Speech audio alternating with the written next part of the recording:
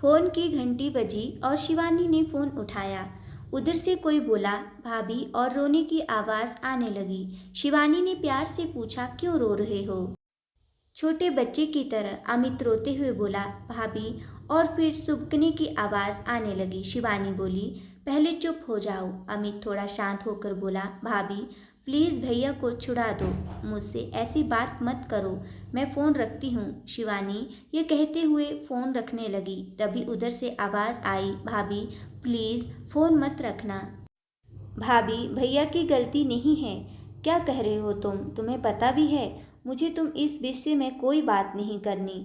कुछ और बात है तो बताओ।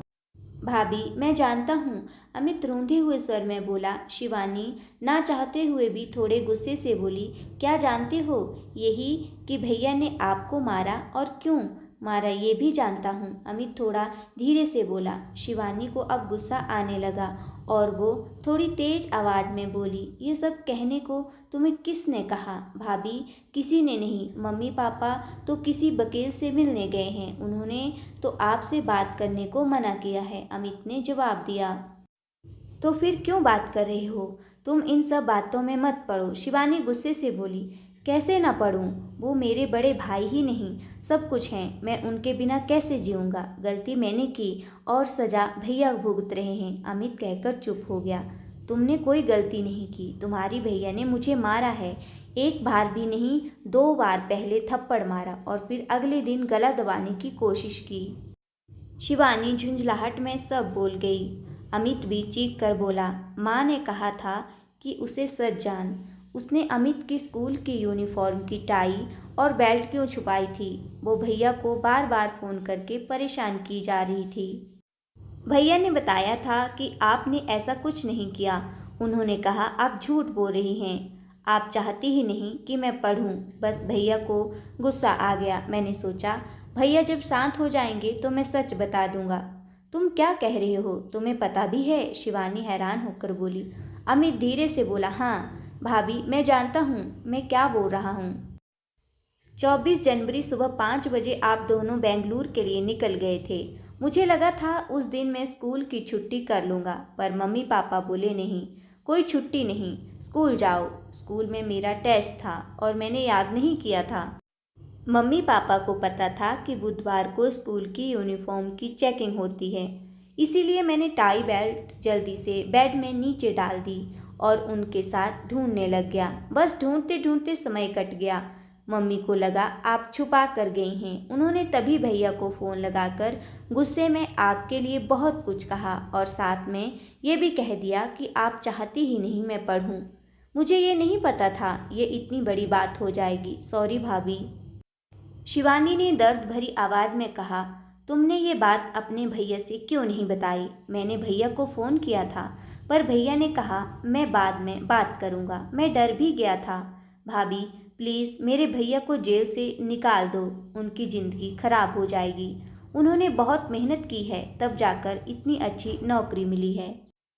भाभी प्लीज़ मेरे खातिर। यह कहकर अमित ज़ोर ज़ोर से रोने लगा। शिवानी बोली चुप हो जाओ, मैं तुम्हारे भैया को जेल से निकाल दूंगी, पर तुम प्रॉमिस करो तुम हमारी इन बातों के बारे में कभी किसी को नहीं बताओगे, अपने भैया तक को नहीं। आज के बाद मुझसे बात भी नहीं करोगे। शिवानी ने फ़ोन रख दिया। फ़ोन रखकर वो फूट फूट कर रोने लगी। थोड़ी देर बाद चुप हो गई और कंप्लेंट वापस कैसे लेनी है सोचने लगी, क्योंकि पापा ने ही वहां से थाने फ़ोन किया था और पुलिस रात को आकर पकड़ कर ले गई थी। तभी दरवाजे पर बेल बजती है। वह दरवाजे के पीप होल से देखकर दरवाज़ा खोल देती है और दरवाज़ा खोलते ही अपने पापा के गले लगकर खूब रोती है। उसके पापा की भी आंखें नम हो जाती हैं। फिर उसके पापा उसे चुप करवाते हैं और उसे कहते हैं तैयार हो जाओ, थाने जाना है, एफआईआर लिखवानी है। रात को सिर्फ तुम्हारे प्रोटेक्शन के लिए पुलिस उसे ले गई थी। शिवानी पहले अपने पापा को पानी देती है और फिर चाय बनाकर लाती है। पापा कहते हैं चाय क्यों बनाई? शिवानी कहती है पापा पहले मुझे आपसे कुछ बातें करनी हैं, और फिर वह बैठकर सब बातें बताती हैं। बातें सुनकर पापा एक गहरी लंबी सांस लेते हैं और कहते हैं तो अब तू क्या करना चाहती है?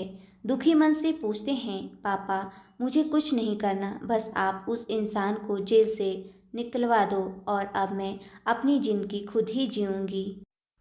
अभी आपके साथ आपके घर जाऊंगी और नौकरी करूंगी, बस अभी और कुछ नहीं। उसके पापा उसके सर पर हाथ रखकर एक लंबी सांस लेते हैं और कहते हैं, बेटा वो तेरा घर है और सदा तेरा ही रहेगा।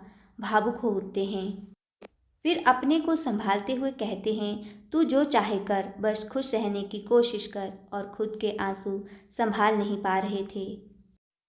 ऐसा ही होता है बाप का प्यार। आए तो थे रोज से भरे हुए, ये सोचकर कि उसे सजा दिलवाकर ही चैन की सांस लेंगे, पर बेटी के आंसुओं और बातों ने शांत कर दिया। कभी कभी घर की छोटी छोटी बातें घर तबाह कर देती हैं, घर बसने से पहले ही उजाड़ देती हैं, सपनों के ताजमहल मिनट में ढेर कर देती है। मेरी बेटी का क्या कसूर था, ये सब सोचते हुए उठते हैं और शिवानी से सामान पैक करने को कहते हैं। फिर पापा बेटी थाने जाने के लिए निकल जाते हैं।